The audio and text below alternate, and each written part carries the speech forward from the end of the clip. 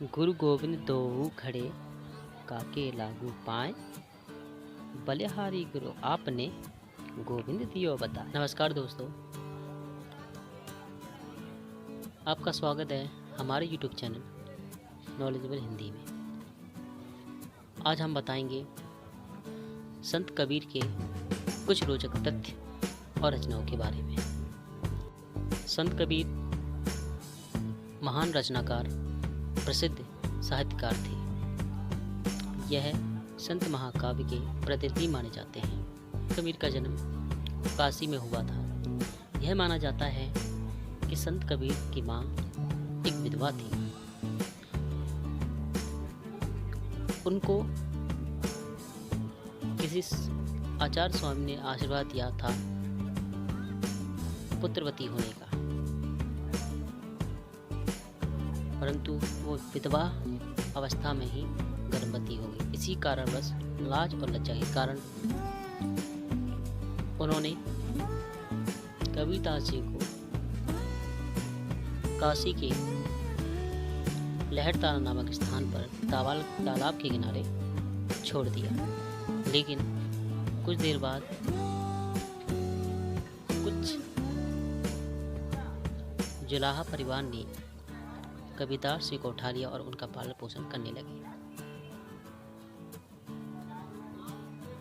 उस जुलाहा परिवार ने उस बालक की रक्षा की, पाल पोष कर बड़ा किया और विवाह भी कर दिया गया। ऐसा माना जाता है कि कबीरदास जी का विवाह लोई नामक स्त्री से हुआ था, जिससे उनकी 2 पुत्र जन्मे हुए, जिनका नाम कमाल और कमाली रखा गया था। यह भी माना जाता है कि उनको अपने गुरु की बहुत तलाश थी।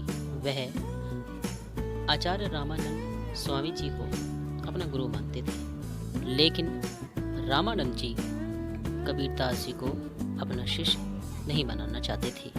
लेकिन फिर भी कबीरदास जी ने मन में ठान लिया कि मैं इनका शिष्य बन के रहूँगा। इसी इच्छा से उन्होंने एक विचार बनाया। एक बार कबीरदास गंगा तट पर सोए हुए थे, तो उसी समय स्वामी रामानंद जी वहाँ पर आए। तो उनका पैर कबीरदास के पैरों पर गिरा, जिसके कारण उनके मुख से राम राम शब्द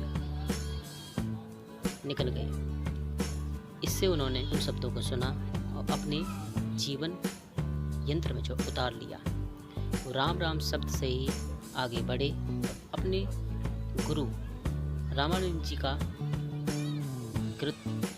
गुरुत्व प्राप्त कर लिया। इस प्रकार रामानंद जी कबीरदास जी के गुरु बन गए। फिर आगे चलकर कबीरदास जी ने काफ़ी रचनाएं की।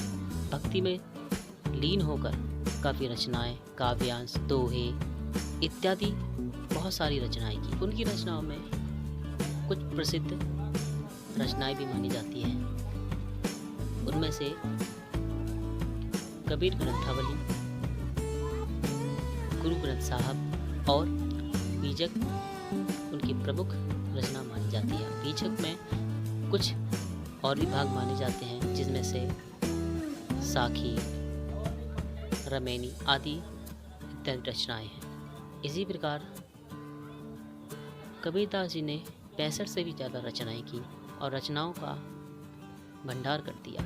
यह भी माना जाता है आज भी उनकी रचनाएं किताबों, ग्रंथों आदि में रचित हैं। आज इस दौर में कॉलेज और स्कूलों में उनकी रचनाएं पढ़ाई और सिखाई जाती हैं। इसी प्रकार इस महान काव्यकाल में सन 1575 ईस्वी में मृत्यु हो गई। तो दोस्तों, ऐसी ही इंटरेस्टिंग और इन्फॉर्मेटिव वीडियो देखने के लिए हमारे YouTube चैनल नॉलेजेबल हिंदी को सब्सक्राइब करें और बेल आइकन को दबाना ना भूलें।